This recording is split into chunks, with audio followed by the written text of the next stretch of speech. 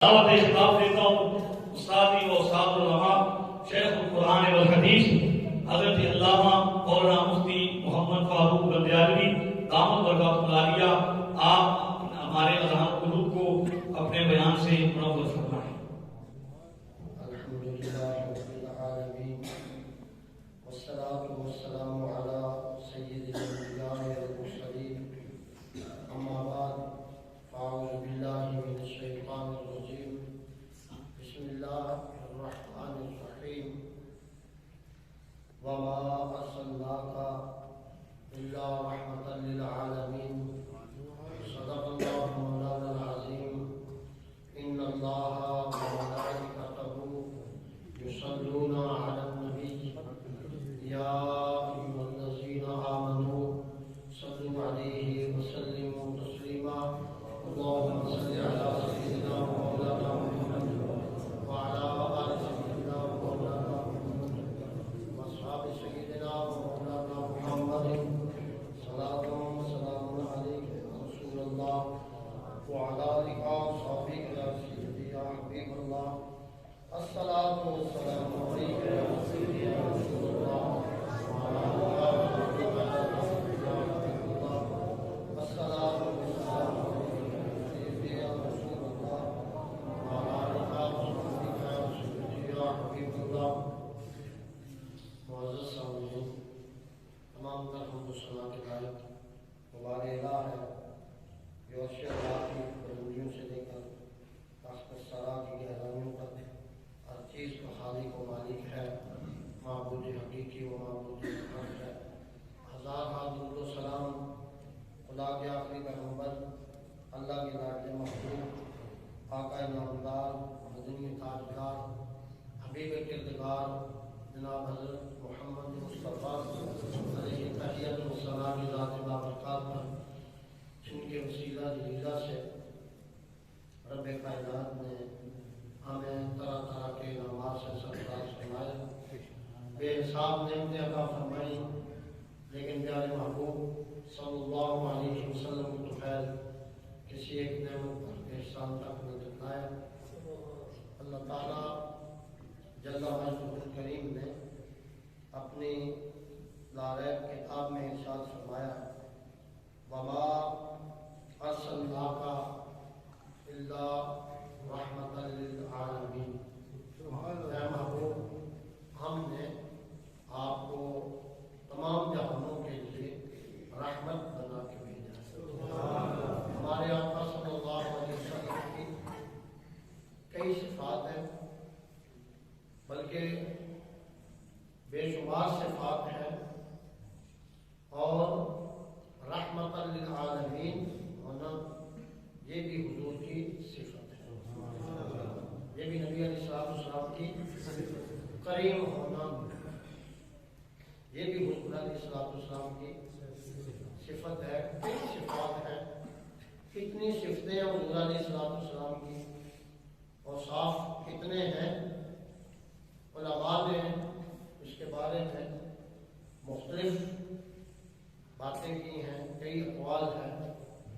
ایک بزرگ تو یہ فرماتے تھے کہ تیریاں تے صفتاں دا کوئی بھی حساب نہیں، تو تے پیچھے تیریاں غلاماں دا جواب، حضور کی صفتوں کا تو کوئی حساب نہیں ہے۔ نبی علیہ السلام کی تو شان ہی بڑی بلند و بالا ہے، حضور کے تو غلاموں کی صفات کا اندازہ نہیں ہے۔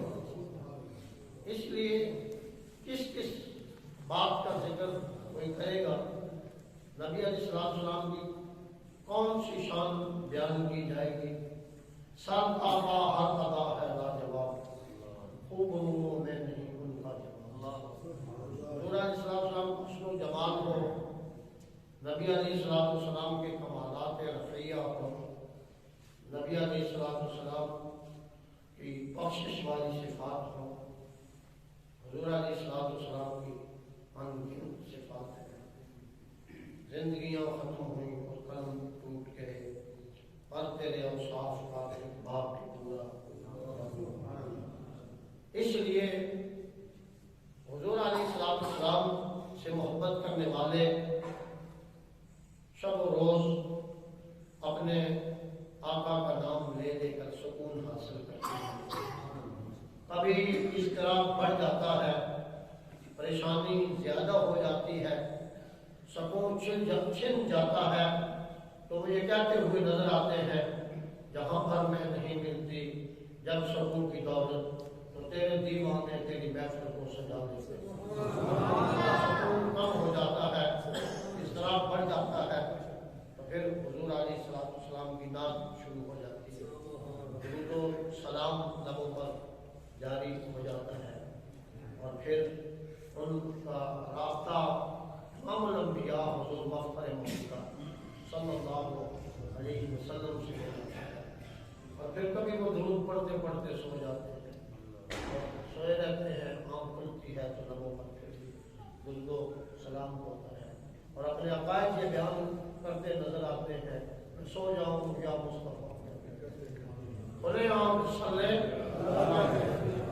لہذا یہ محبت بڑی محافظ مفتی محمد حبیب اللہ صاحب رحمۃ اللہ تعالیٰ علیہ سرائے عالمگیر کے اندر، میں یہ سمجھتا ہوں، مجھے نہیں پتا اس سے پہلے کی پوزیشن کیا تھی، کیا کسی نے کیا ہے، لیکن جتنی میری معلومات ہے، میری مفتی حبیب اللہ صاحب علیہ رحمہ نے جہاں دین کا جو کام کیا ہے نا، اس کی مثال پیش نہیں کی جا سکتی، اس کی مثال پیش نہیں کی جا سکتی ہے کہ انہوں نے کتنا کام کیا۔ مفتی صاحب یہ فرمایا کرتے تھے کبھی کبھی، جس طرح ہم بیٹھے ہیں نا درود و سلام، فرماتے تھے یہ فلم بن رہی ہے، یہ کیا ہو رہا ہے، یقینی بات ہے، ہر کسی کی فلم تو بنتی ہے نا، فلمیں تو آج کل ہر بندہ سمجھتا ہے۔ کل پرسوں کی ایک فلم کی بات ہو رہی تھی، میں اس کی نہیں کرنا چاہتا، ایک ساتھی مجھ سے پوچھ رہا تھا شادی بیاہ پر، میں نے کہا کہ شادی پر لڑکی کی فلم اس کا ابا تو نہیں بناتا، اس کا بھائی نہیں بناتا، جو بازاری لوگ بنواتے ہیں اور وہ سارے بازار کو دکھلاتے ہیں، غیرت والے بندے کی تو غیرت شاید برداشت نہ کرتی ہو، لیکن یہ اس فلم کی بات نہیں ہے، یہ اس فلم کی بات نہیں ہے، جو غیرت اس فلم ہے یہ اس کی بات نہیں ہے۔ مفتی صاحب جس فلم کی بات کرتے تھے نا، وہ یہ ہے، وہ فرماتے تھے درود و سلام کی یہ محافل، یہ نعت خوانی، یہ حضور کے بارے میں آپ کے اوصاف بیان کرنا، یہ بن رہی ہے، اور یہ چلے گی حشر کے میدان میں، یہ چلے گی حشر کے، وہاں معلوم ہوگا، وہاں پتہ چلے گا کہ جیتا کون اور ہارا۔ جب یہ چلے گی نا تو کچھ لوگ حضور کا نام آئے پریشان ہو جاتے ہیں، اور کچھ کے چہرے کھل اٹھتے ہیں، کچھ کے چہرے کھل اٹھتے ہیں، تو کامیابی بالآخر انہیں ملے گی جو حضور کا نام سن کے خوش ہوتے ہیں، جو حضور کا نام سن کے خوش ہوتے ہیں۔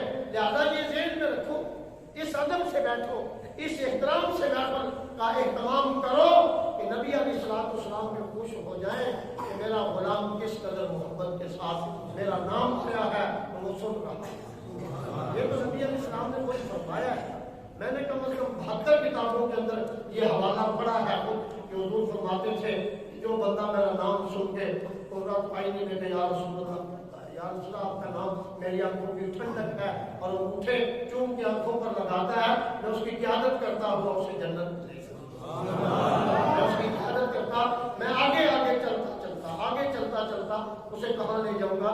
حضور نوازتے ہیں، حضور تھوڑی سی بات ہوتی ہے، آقا علیہ السلام جتنا عطا کرتے ہیں نا، جتنا حضور عطا کرتے ہیں نا، بہت زیادہ آپ عطا فرماتے ہیں، اس لیے محبت کی ضرورت ہے۔ اور پھر یہ علاقہ مرکز فیضان مدینہ، یہاں سے تو نام ہی سے پتہ ہے فیضان مدینہ، فیضان بڑا کام ہے، ضرورت بھی ہے کام کی، بہت کچھ ہو بھی رہا ہے اور بہت کچھ ابھی ہونا باقی بھی ہے، تعاون یہ کرنا چاہیے، باقی تعاون ہوتے رہتے ہیں، یہاں اپنے بچوں کو تعلیم دلوانے کے لیے بھیجنا چاہیے، ایسے مدارس کا انتخاب کرو جن کے نام سے حضور کا ادب ظاہر ہوتا ہو، جن کے نام سے حضور کا ادب ظاہر ہوتا ہو۔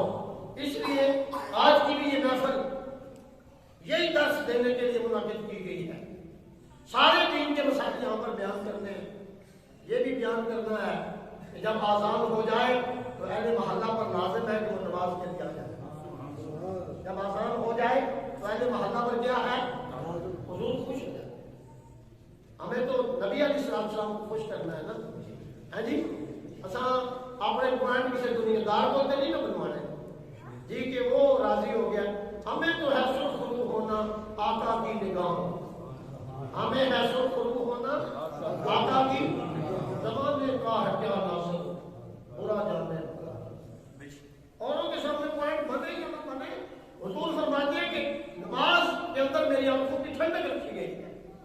نماز کے اندر میری آنکھوں کی ملاد بنانے والا بندہ ہو, حضور سے محبت کرنے والا ہو, اذان کی آواز آئے اور وہ اپنے کاروبار کو چھوڑ کے مسجد میں نہ آئے. مسجد میں جس کو حضور فرماتے ہیں کہ میری آنکھوں کی ٹھنڈک. ہم تو عقیدہ ہی وہ رکھتے ہیں کہ ہماری آنکھیں حضور کا نام سن کے ٹھنڈی ہو جاتی ہیں. ہماری آنکھیں حضور کا نام سن کے ہیں جی. تو نبی علیہ السلام کی آنکھیں بھی ٹھنڈی کرنی چاہیے یا نہیں جی. حضور فرماتے ہیں نماز کے اندر میری آنکھوں کی ٹھنڈک. اس لیے ہمیں یہ مسئلہ سمجھنا چاہیے. ہم یہ مسئلہ سمجھا نہیں سکے کہ نماز کتنی اہمیت کی ہم ہے. نماز کے لیے کام چھوڑ دینا, دکان کھلی رکھے, چھوڑ دینا چاہیے سب کچھ اور یہ کہہ کے چل پڑنا چاہیے اب مجھے بلاوا آ گیا, اب میں یہاں رک نہیں سکتا. اب مجھے اس کا کی طرف بلاوا ہے جو رزق دینے والا ہے, جو رزاق ہے. جو کون ہے جی؟ رزاق ہے. واللہ خیر الرازقین, سب سے زیادہ بہتر رزق دینے والا. اس کی طرف بلانے والا کہتا ہے آؤ طرف نماز کے اور آؤ طرف کامیابی کی, فلاح کی طرف آؤ. کس کی طرف آؤ؟ لہٰذا یہ بھی ذہن میں رکھنا چاہیے, یہ بھی ذہن میں رکھنا. امام الانبیاء حضور مفخر موجودات صلی اللہ علیہ وسلم کئی حدیثیں آتی ہیں, صحابہ کو جنت کی بھی خوشخبری دیتے ہیں. نبی علیہ السلام سے محبت کرنے والے صحابہ آتے ہیں, کوئی کام کرتے ہیں, حضور خوش ہوتے ہیں, جنت کی بھی خوشخبری دیتے ہیں اور ساتھ یہ بھی فرماتے ہیں کہ نماز کے ساتھ میری مدد کرتے رہے. نماز کے ساتھ میری مدد کہ نماز نہ چھوڑ. نماز جنت کی خوشخبری دے دی ہے, تو جنتی ہے. اور ساتھ فرماتے ہیں نماز نہ چھوڑ. نماز یعنی جو عقیدہ ملا ہے نا, یہ عقیدہ اہل جنت کا ہے. یہ عقیدہ اور عمل بھی اچھا ہونا چاہیے. میں نے یہ گزارش کی تھی واضح کو پورا مہینہ ہو گیا سن کے میلاد شریف, بلکہ ہماری تو ساری زندگیوں میں حضور کی تعریف ہم نے تو سنی. ہم نے تو ساری زندگی حضور کی پسند بھی یہ کرتے ہیں. حضور پر تنقید نہ مسلمان کا شیوا ہے اور نہ مسلمان برداشت کر سکتا ہے. حضور پر تنقید نہ مسلمان کا شیوا ہے اور نہ ہی مسلمان برداشت کر سکتا ہے. آج اس عظیم محفل کے اندر میں ایک حدیث شریف آپ کے سامنے بیان کرنا چاہتا ہوں. بڑا اچھا نظم میں بیان ہوا ہے, عقیدہ بیان مفتی صاحب نے کر دیا ہے, علماء کرام تشریف فرما ہے اور میں بیانداری کی بات کر رہا ہوں, سچ بات کر رہا ہوں. ان لوگوں سے رابطہ پختہ رکھو, ان لوگوں سے رابطہ پختہ رکھو. جب تک یہ ہے قیامت بپا نہیں, جب تک یہ ہے لوگوں پر عذاب نہیں آئے, جب تک یہ ہے رسوائی نہیں ہوگی. ان لوگوں کی وجہ سے دنیا کو عزت ملے گی اور دنیا کو عزت مل رہی ہے. دنیا کو عزت مل رہی ہے. ہمارے آقا صلی اللہ علیہ وسلم کے حوالے سے میں ایک حدیث آپ کے سامنے رکھنا چاہتا ہوں. کئی کتابوں کے اندر وہ حدیث ہے اور اس حدیث سے وہ عقیدے بھی ظاہر ہوں گے جو مسلمانوں کے ہونے چاہیے. مسلمانوں کو جو عقیدہ رکھنا چاہیے اس کا درس ملے گا. نبی علیہ السلام سے صحابہ کبھی کبھی کوئی سوال بھی عرض کرتے تھے.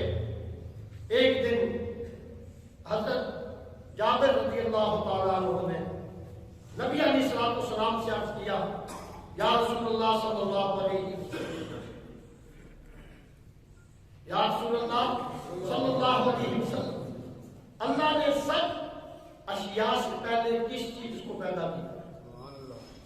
چیزوں سے پہلے اللہ نے کس چیز کو پیدا کیا؟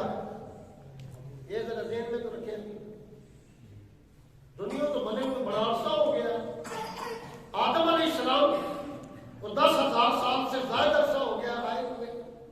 حضرت جابر نے یہ نہیں پوچھا کہ آدم علیہ السلام کب آئے ہیں، یہ نہیں پوچھا کہ انسانیت کی ابتدا کب سے ہے، ارواح کب پیدا ہوئے ہیں. حضرت جابر یہ پوچھ رہے ہیں یا رسول اللہ صلی اللہ علیہ وسلم سب اشیاء سے پہلے، سب چیزوں سے پہلے اللہ نے کس چیز کو پیدا کیا؟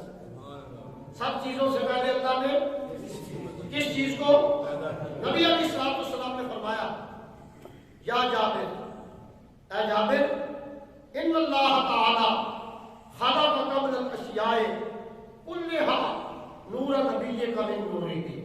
فرمایا جابر، اللہ نے سب چیزوں سے پہلے، سب چیزوں سے پہلے تیرے نبی کے نور کو اپنے نور سے پیدا کیا. تیرے نبی کے نور کو ہم لوگوں کے کئی عقائد ہیں، ہم رسالے بھی پڑھتے رہتے ہیں، بازاروں سے کئی آوازیں سنتے ہیں.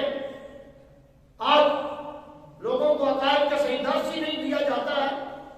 اس مسئلے تو وہ ہیں جو اللہ اور اس کے رسول نے پہلے سے ہی واضح فرما دیے ہیں.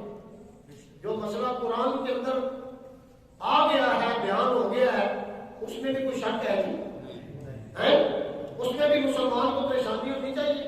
یا جس مسئلے کے بارے میں ہمارے آقا صلی اللہ علیہ وسلم نے وضاحت فرما دی ہو، اس کے بارے میں بھی مسلمان شک کر سکتا ہے. مسلمان کو اس بارے میں بھی شک کی فضا قائم کرنی چاہیے. حضرت جابر پوچھتے ہیں یا رسول اللہ سب چیزوں سے پہلے اللہ نے کس چیز کو پیدا فرمایا؟ حضور فرماتے ہیں جابر، اللہ نے سب اشیاء سے پہلے تیرے نبی کے نور کو پیدا کیا. تیرے نبی کے تیرے نبی کے اب پریشانی ہے کہ حضور نور ہے یا بشر ہے؟ حضور نور ہے، اور جی حضور نور بھی ہے کیا؟ حضور نور بھی ہے کیا؟ کوئی نہیں جی.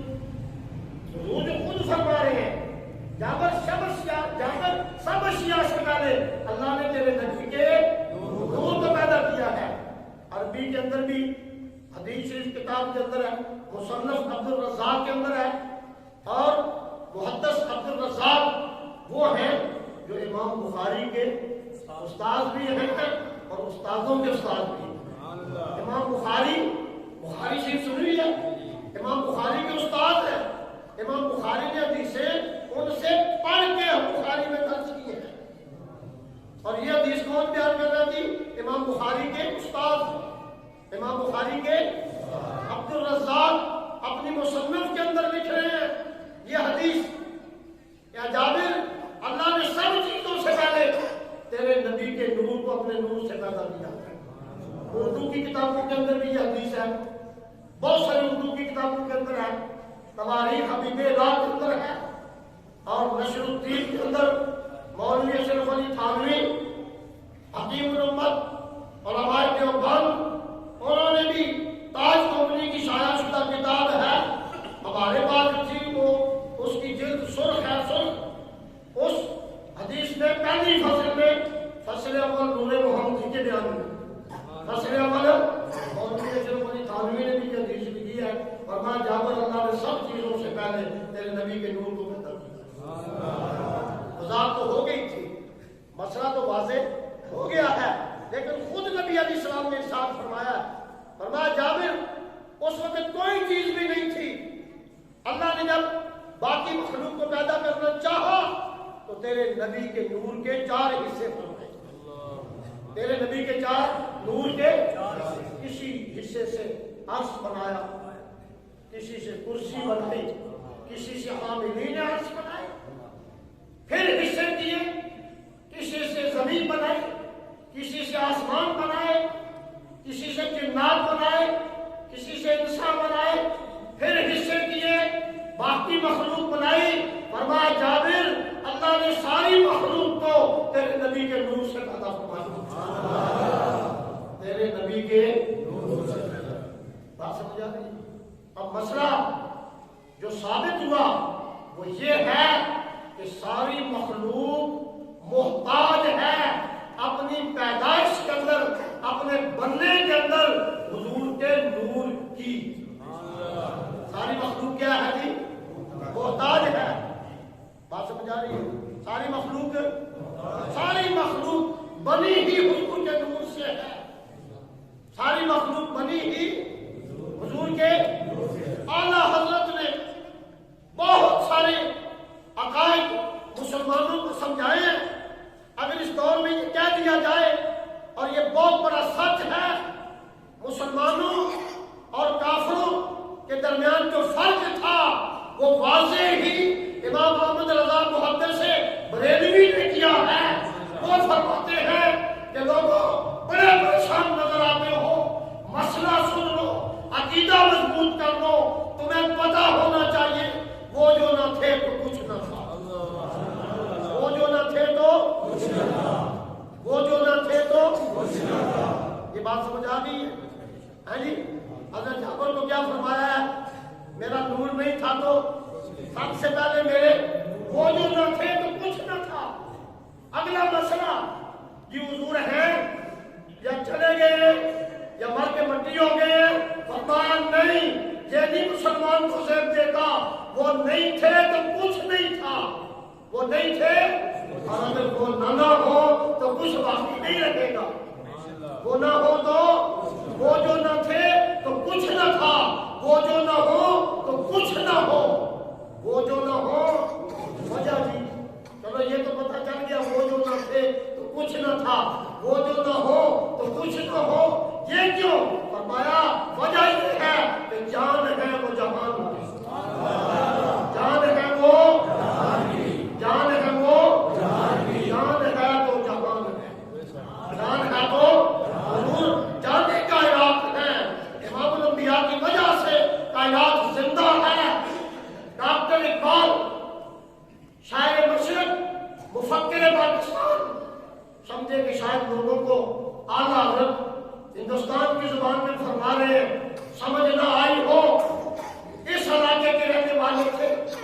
فرماتے لوگوں سمجھنے کی کوشش کرو، اعلیٰ حضرت کو سمجھنے کی نجات پا جاؤ گے۔ نہیں سمجھ آئی تو میں سمجھاتا ہوں، سمجھ لو، ہونا یہ پھول تو بلبل کا ترنم بھی، ہونا یہ پھول تو بلبل کا چمنے دہر میں کلیوں کا تبسم بھی نہ ہو، ہونا یہ ساقی تو پھر میں بھی نہ ہو، تم بھی نہ ہو، بس میں توحید بھی دنیا میں نہ ہو، تم بھی نہ ہو، خیمہ اخلاق کا استادہ اسی نام سے ہے، نبض ہستی تپش آبادہ اسی نام سے۔ حضور کی وجہ سے ہی تو ہستی کی نبض چل رہی ہے، کائنات کی نبض چل رہی ہے۔ حضور نہ ہو تو کائنات زندہ نہیں۔ ایک اور بزرگ آئے، حدیث تو یہ لوگوں نے پڑھی ہے نا، یاد کی ہے، لوگوں نے کئی اندازوں میں یہ حدیث بیان کی ہے، کئی طریقوں سے، ہمیں بھی بیان کرنی چاہیے، اور کسی کو نہ بیان کر سکیں اپنے گھر میں بیان کر دیں۔ یہ اپنے بچوں کی تربیت اسلام کے اصولوں کے مطابق کرنا تو ہماری ذمہ داری ہے نا۔ یہ بچوں کو عقائد سمجھاتے ہوئے یہ بیان کر دیں۔ ہر کسی نے اپنے اپنے لہجے میں حدیث بیان کی ہے۔ ایک بزرگ یہ بھی فرماتے تھے، لوگوں سمجھنے کی کوشش کرو، یہ رنگینیوں میں کھو گئے ہو، تمہیں عقیدہ پتہ ہونا چاہیے، یہ جو سارا کچھ نظر آ رہا ہے نا، سارا ظہور، سارا نور ظہور حضور تک ہے، سارا نور ظہور، لیکن نور کی میں کائنات ہوگی، یہ سارا کچھ حضور کی وجہ سے، سارا نور ظہور حضور دائے، بنا نور کی میں کائنات ہوگی، نہ چند تارے کاروبار سارے، نہ دن ہوگا نہ رات، نہ چند تارے نہ کاروبار سارے، نہ دن ہوگا نہ رات ہوگی، نہ جن ملائک نہ نبی ہوں گے، نہ انہاں دی کوئی ذات صفات ہوگی، نہ دیوانے رب رب کہتے جنہ پیدا محمد دی ذات ہوتے تو کوئی رب کو رب کہنے والا۔ حدیث شریف آتی ہے، حدیث شریف کے اندر حدیث قدسی ہے، خود اللہ فرماتا ہے میں نے رب ہونا ظاہر کیا ہے اپنے محبوب کی وجہ سے ہے، اگر وہ نہ ہوتے تو میں اپنا رب ہونے کا اظہار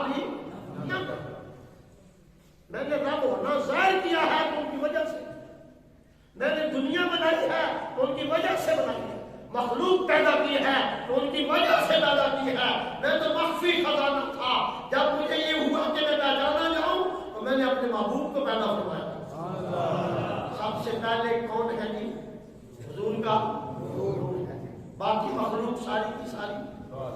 ایک مسئلہ سمجھ آ گیا، عقیدے کا مسئلہ تھا، یہ سمجھ آ گئی ہے جی۔ جب بنا ہی سب کچھ حضور کی، حضور کے نور سے ہے تو آپ سے کوئی چیز پوشیدہ ہوگی ہے جی؟ جنت بھی آپ کے نور سے ہے، جنت میں جانے والے مخلوق بھی آپ کے، آسمان بھی سارے آپ کے نور سے ہیں، آسمانی مخلوق بھی آپ کے، زمینیں ساری آپ کے نور سے ہیں، زمین کی مخلوق بھی آپ سے ہے جی۔ کوئی چیز آپ سے کوئی پوشیدہ ہوگی، کوئی غائب ہوگی، کوئی چیز جس کا علم ہمارے آقا کو نہ ہو جی؟ حضور غیب جانتے ہیں یا نہیں جانتے ہیں اور بتلاؤ تو صحیح، مخفی ہے چیز کون سی؟ حضور سے چیز مخفی، لوگوں کو عبادت کی طرف نہیں آنے دیا جاتا، لوگوں کو گمراہی کی طرف لے جایا جاتا ہے۔ بندہ پریشان ہے کہ میں کروں کیا، مجھے کیا کروں؟ کیوں الجھاتے ہو لوگوں کو اللہ کے سامنے سجدہ ریز ہونے کو؟ حضور کے بارے میں شک و شبہات پیدا نہیں کرنے چاہیے۔ نبی علیہ السلام کے بارے میں اچھا نظریہ پیش کرنا چاہیے۔ وہ جو لوگ جنہوں نے حضور سے محبت کی ہے وہ کائنات کے امام ہوئے ہیں، اور جنہوں نے حضور سے بغض رکھا ہے دنیا کے سب سے زیادہ وہ لوگ ذلیل، وہ رسوائے زمانہ ہیں۔ جنہوں نے نبی علیہ السلام کے بارے میں عقیدہ درست نہیں رکھا، اس لیے ہمارا یہ عقیدہ ہے کہ ہمارے آقا سے پہلے کچھ نہیں تھا، ہمارے آقا سے پہلے، سب سے پہلے ہمارے آقا کا نور بنا ہے، پھر ساری کائنات اللہ نے نور مصطفیٰ سے پیدا کی۔ اللہ نے اس لیے بندوں کو جن کے وہ محتاج ہیں ان سے محبت کرنی چاہیے۔ صحابہ نے حضور سے محبت کی، فائدہ کیا ہے، نفع کیا ہے حضور سے محبت کا؟ قرآن پاک کے اندر آتا ہے جتنے لوگوں نے حضور کی ظاہری حیات میں کلمہ پڑھا، حضور سے محبت کی، سب کے بارے میں اللہ نے اپنی کلام میں ارشاد فرمایا جتنے تمہارے غلام ہیں، جتنے غلام محبت کرنے والے، کلمہ پڑھنے والے ہیں، کلًا وعد اللہ الحسنی، سب سے اللہ نے جنت کا وعدہ کیا، سب سے اللہ نے کیا ملتا ہے حضور کے دروازے سے، ان کی محبت سے کیا ملتا ہے؟ آدم علیہ السلام سے لے کر عیسیٰ علیہ السلام تک یہ اعلان نہیں ہوا، آپ کو قیامت تک ہو بھی نہیں سکتا ہے۔ ایک ہی تو جماعت ہے نبیوں اور رسولوں کے بعد جن سب سے اللہ نے جنت کا وعدہ کر، وہ چلتے پھرتے ہیں، کھاتے پیتے ہیں، کاروبار کرتے ہیں، اور کوئی بندہ بھی اعلانیہ طور پر اپنے آپ کو نہیں کہہ سکتا کہ میں جنتی بالیقین ہوں۔ وہ چلتے پھرتے کاروبار کرتے تھے کہ ہم یقیناً جنتی ہیں۔ یہ جنت کس وجہ سے ملی؟ حضور کی غلامی سے کیا ملتا ہے؟ غلامی میں آؤ تو صحیح، نبی علیہ السلام سے جنہوں نے محبت کیا انہیں کیا ملا؟ کوئی حیثیت نہیں تھی حبشیوں کی۔ اب بھی جو لوگ عربوں میں جاتے ہیں انہیں پتا ہے کہ پیسہ مہنگا ہے اور حبشی سستا ہے۔ اب بھی کیا جی، حبشی سستا ہے اور پیسہ، اس وقت تو شاید 1 درہم کے کئی حبشی مل جاتے ہو۔ اس وقت کیا حیثیت تھی؟ حبشی کم قیمت لوگ ہیں، حضور سے حبشی نے محبت کی، حضور سے محبت حبشی بلال نے کی۔ حضور نے واپس معراج سے آتے ہوئے فرمایا بلال کیا کرتے ہو؟ میں نے تیرے جوتوں کی آواز اپنے آگے جنت کے اندر سنا، میں نے تیرے جوتوں کی آواز کو، ہے جی، میں نے تیرے جوتوں کی آواز کو اپنے آگے اپنے کہاں سنا ہے جی؟ وجہ ان کا تو مولا بھی موجود تھا، بڑے بڑے قریشی موجود تھے، بڑے بڑے لوگ تھے، وہ جنت میں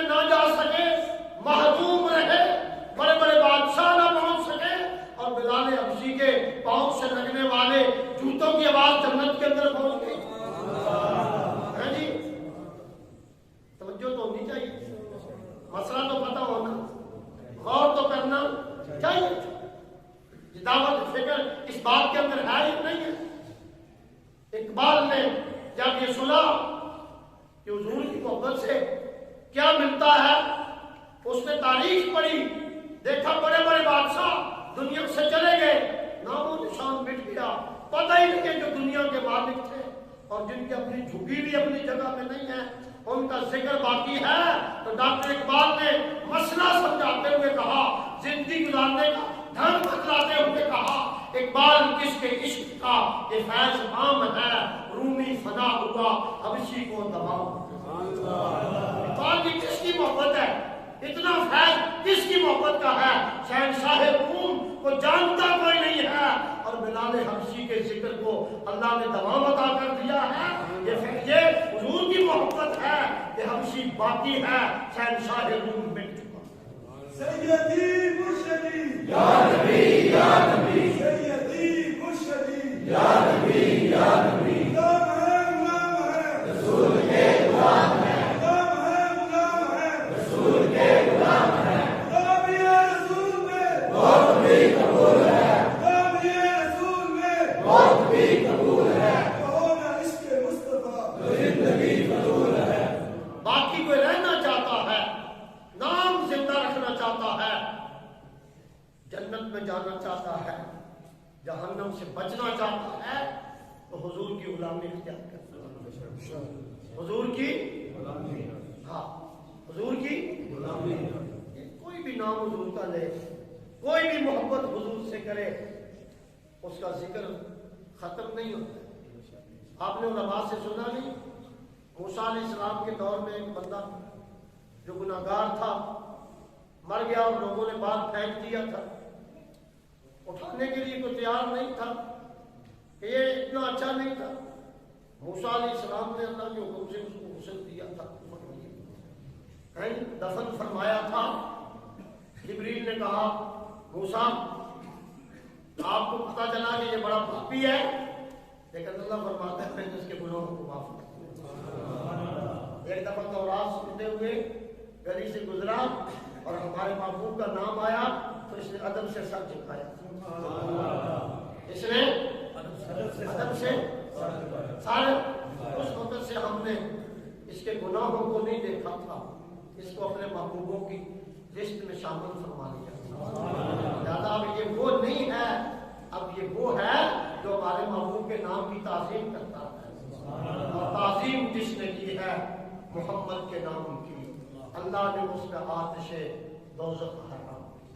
جہنم سے کوئی بچنا چاہتا ہے، جنت میں کوئی جانا چاہتا ہے، اپنی پریشانیاں کو دور کرنا چاہتا ہے، اور وہ یہ سمجھتا ہے کہ اسے قرب خدا بندی میسر آ جائے تو اسے امام الانبیاء سے محبت کرنا ضروری ہے، اسے حضور کی غلامی میں زندگی گزارنی چاہیے۔ جو حضور کے غلام ہوتے ہیں نا، قرآن پاک کے اندر آتا ہے جو حضور کی اتباع کرتے ہیں، خود اللہ تعالیٰ ارشاد فرماتا ہے، ابو یہ فرماؤ، یہ مسئلہ تو اللہ کے حکم سے حضور نے سب سے بیان کیا نا، قل ان کنتم تحبون اللہ فاتبعونی، اگر اللہ سے محبت کرتے ہو یا محبت کرنا چاہتے ہو، محبت کر رہے ہو، محبت کرو گے تو تم امام الانبیاء کی فرماؤ میری اتباع کرو، میری جب میرے پیچھے پیچھے چلو گے، میری سنت کو اپناؤ گے، میرے دین کو اپناؤ گے، تو پھر یحببکم اللہ، پھر اللہ تمہیں محبوب بنا دے، اللہ تمہیں پسند کرے گا، اور جو اللہ جس کو پسند کرتا ہے وہ جہنم میں نہیں جاتا ہے جی ہاں۔ اللہ جب تمہیں پسند کرے گا نا، جب پھر لکم ذنوبکم، وہ تمہارے سارے گناہوں کو معاف فرمائے گا، جو گناہوں سے پاک ہو جاتا ہے وہ جہنم میں نہیں جاتا، وہ جنت میں جاتا ہے۔ اگر کوئی بندہ چاہتا ہے کہ وہ جنت میں جائے، جہنم سے بچ جائے، تو اسے حضور سے محبت کرنی چاہیے، اسے حضور سے محبت کرنی چاہیے۔ یہ حدیث جو میں نے آپ کے سامنے بیان کی ہے، حضرت جابر رضی اللہ تعالیٰ عنہ، حضور نے فرمایا تیرے نبی کے نور کو اللہ نے اپنے نور سے بہتر کیا۔ یہ عقیدہ صحابہ کا، اور صحابہ کو اللہ نے فرمایا سارے کے سارے جنتی ہیں، لہذا یہ جنتیوں کا عقیدہ ہے۔ یہ عقیدہ کن کا ہے؟ اہل جنت کا عقیدہ ہے۔ ہمارا عقیدہ کون سا ہونا چاہیے؟ اہل جنت کا یا دوسرے لوگوں کا ہے جی؟ اہل جنت کا۔ اہل جنت کا عقیدہ یہی ہے جو حدیث شریف کے اندر ہے، کلن وعد اللہ سارے کیا ہیں؟ جنتی ہیں. تو یہ کن کا عقیدہ ہے؟ لہذا ہمارا عقیدہ مبارک ہو وہ ہے جو اہل جنت کا عقیدہ ہے. جو عقیدہ کن کا جی؟ کن کا جی؟ یعنی جنت کیا ہے؟ صحابہ سارے. اور یہ سوال کس نے کیا؟ صحابی نے. حضور نے ارشاد کس کو فرمایا؟ پھر حضرت جابر نے یہ عقیدہ رکھا ہوگا یا نہیں رکھا ہوگا؟ جی ہاں جی. تو یہ عقیدہ کن لوگوں کا ہے؟ کچھ عقائد تو بات میں.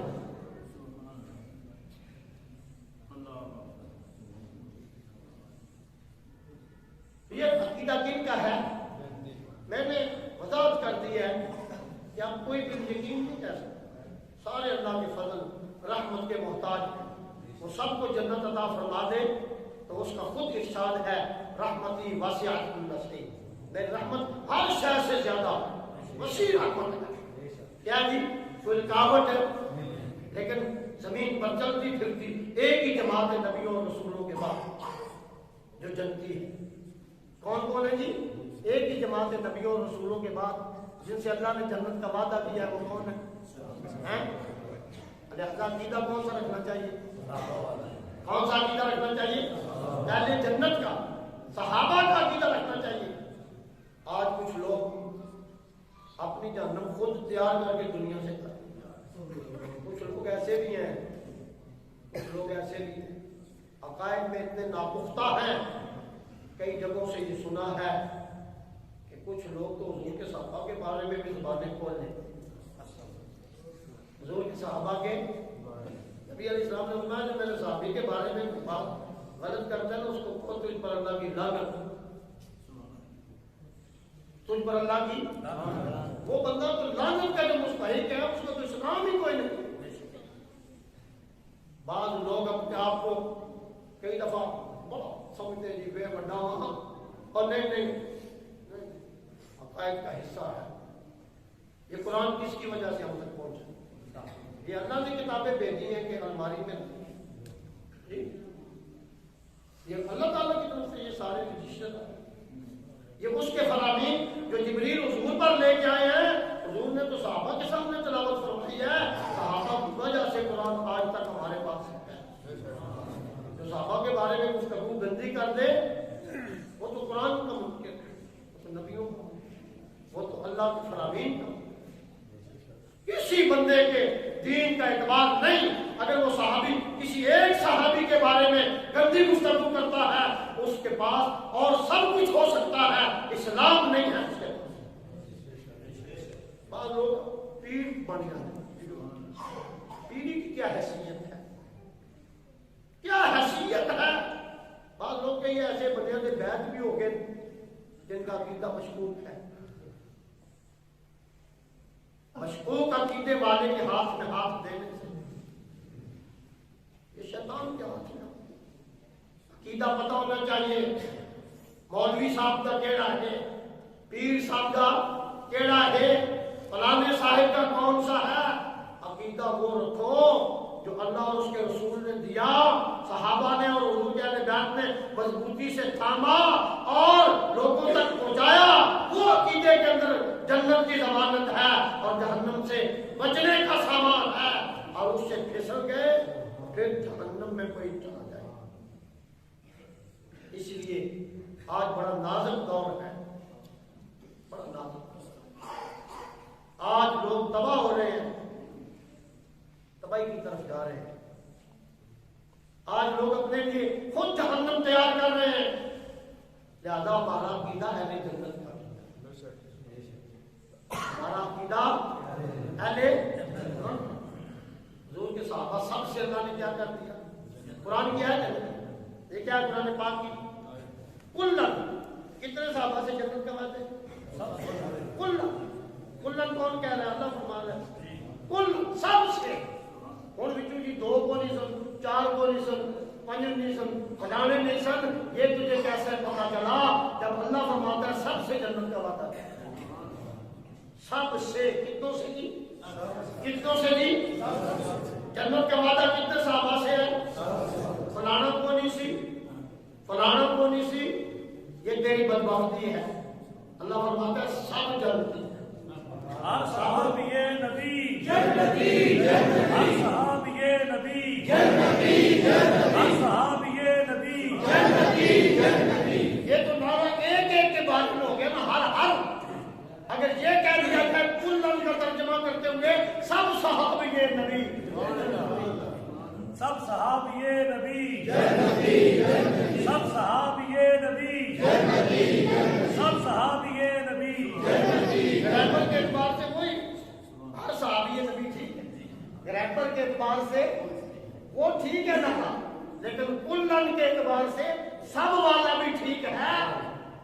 बदबख्ती को अपनी तरफ मुतवज्जे न करो, खुश नसीबी है सहाबा की गुलामी की। अकीदा वो रखो जो हुजूर के सहाबा का। इसलिए मैं समझता हूँ लंबी तकरीर की, लंबे वाज की, एक ही हदीस बयान की है, अगर ये ज़हन में रह जाए, ये तो रह जाएगी ना, ये लंबी तो बातें नहीं हुई, ये तो हदीस शरीफ ज़हन में रहेगी। आज ये याद कर, ये मुसन्नफ अब्दुल रज़्ज़ाक़ के अंदर है, उर्दू किताबों के अंदर है। उर्दू किताबों में से एक नशर तईब फी ज़िक्र हबीब और लिखी किसने जी? अशरफ अली थानवी ने लिखी है, ये तो याद रहेगा। और पहली फसल के अंदर है, ये अकीदा है हमारा, ये हमारा एक हदीस है, कोई बात नहीं है। अल्लाह कबूल फरमाए, अल्लाह हमारे गुनाह माफ फरमाए, हुजूर की गुलामी के अंदर जिंदगी खुशी पर मौत अता फरमाए। कमाल बात है, मुझे याद रहता है, बयान करने की ज़रूरत नहीं है, बयान करने की। उनका मिसाल भी हमारे साथ ही हुआ सफ़र के अंदर। 2-3 आदमी ऐसे हैं जिनके बारे में हफ्ते में कई दफ़ा हो सकता है, लेकिन जुमे को लाजमी होता है, क्योंकि मेरा ज़हन कहता है कि ये जन्नती लोग थे, जन्नती लोग थे।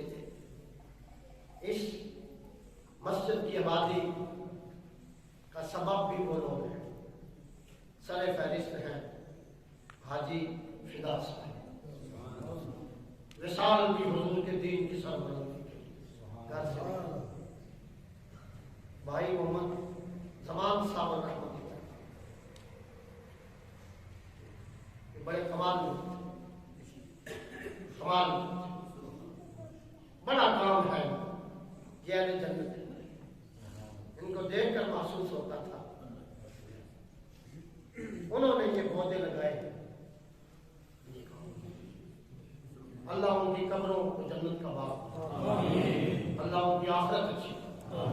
ये सदका जारिया है जो वो करके गए, अल्लाह इसे हमेशा आबाद।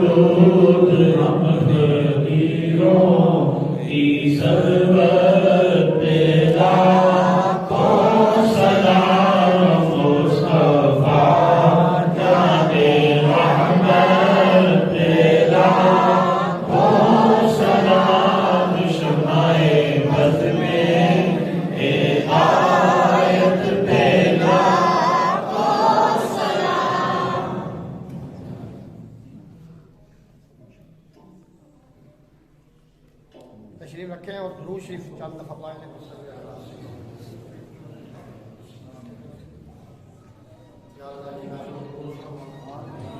जिक्र किया गया, आपके पढ़े गई सारे कई गुना ज्यादा फरमा के हमारे आका ये मुकर्रम सल्लल्लाहु अलैहि वसल्लम की मुबारक। आपको तो खैर आदम अलैहिस्सलाम से आज तक जितने सहाबे ईमान जा चुके हैं सब के हमारे तमाम फौज शुक्रान की कोशिश।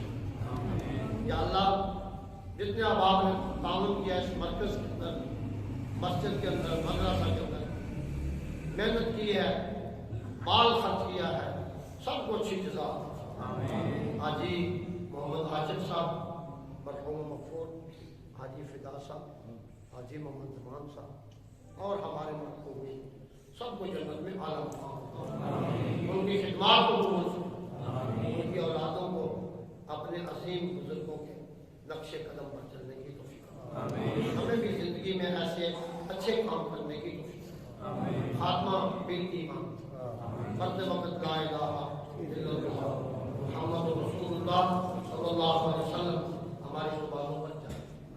اللہ جتنے احباب آئے ہیں حضور سے محبت رکھنے والے ہیں، یہ محبت قبول فرمائے، زندگی بھی حضور سے محبت میں اور موت بھی حضور کی محبت میں، صلی اللہ علیہ وسلم۔